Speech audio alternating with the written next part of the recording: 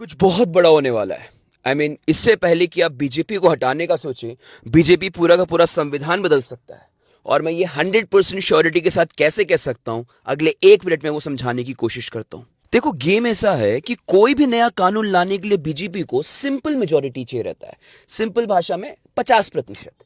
लेकिन जब भी संविधान को बदलना है तब बीजेपी को चाहिए होता है स्पेशल मेजोरिटी, यानी कि 67% ऑफ द हाउस। अब मजे की बात यह है कि ये नंबर जनरली बीजेपी को लोकसभा में मिल जाते हैं, इतनी दिक्कत होती नहीं है।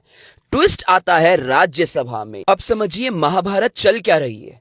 राज्यसभा में बीजेपी को 245 में चाहिए 164 सीट्स और बीजेपी के पास है कितने? 100 सीट्स। तो बीजेपी ने खेला एक गेम, राघव चड्ढा और 6 एमपी आम आदमी पार्टी के लिए, और अपने अलायंस को मिलाकर ये नंबर को पहुंचा दिया 100 से 141। अभी भी 23 सीट कम है, लेकिन एक कमाल की बात बताऊं, जितने भी इंडिपेंडेंट और नॉमिनेटेड मेंबर्स हैं उनमें से 10 लोग बीजेपी को ही वोट करते हैं, यानी कि नंबर पहुंच गया है 151। अभी सिर्फ 13 सीट चाहिए, लेकिन हाल ही में टीएमसी के 3 एमपी ने दे दिया है रेजिग्नेशन, और अगर वहां पे बीजेपी जीत के आती है तो ये नंबर पहुंच जाएगा 154। केवल 10 सीट और चाहिए, और जिस तरीके से बीजेपी फेरबदल कर रही है, ये 10 सीट को भी पाना बहुत बड़ी बात नहीं है। अब सोचने वाली बात यह है कि ऐसा क्या बड़ी चीज बीजेपी लाने वाली है देश में जिसके लिए इतना खतरनाक गेम चल रहा है। इन सब के ऊपर एक सरप्राइजिंग चीज बताऊं, इतने सालों में बीजेपी ने ना एक कमाल की चीज कमाई है, और वो है भक्त।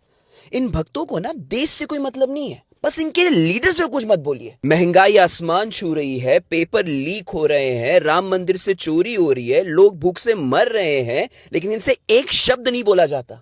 पता है इसे क्या कहते हैं? गुलामी।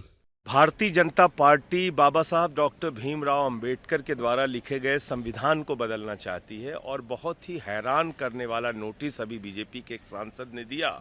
वो कह रहे हैं संविधान से इंडिया हटा दो, कह रहे हैं इंडिया अंग्रेजों का शब्द है। तो बीजेपी फॉर इंडिया जो लिखा हुआ है बीजेपी के ट्विटर हैंडल पे, तो इसका मतलब बीजेपी जो है वो अंग्रेजों का संगठन है।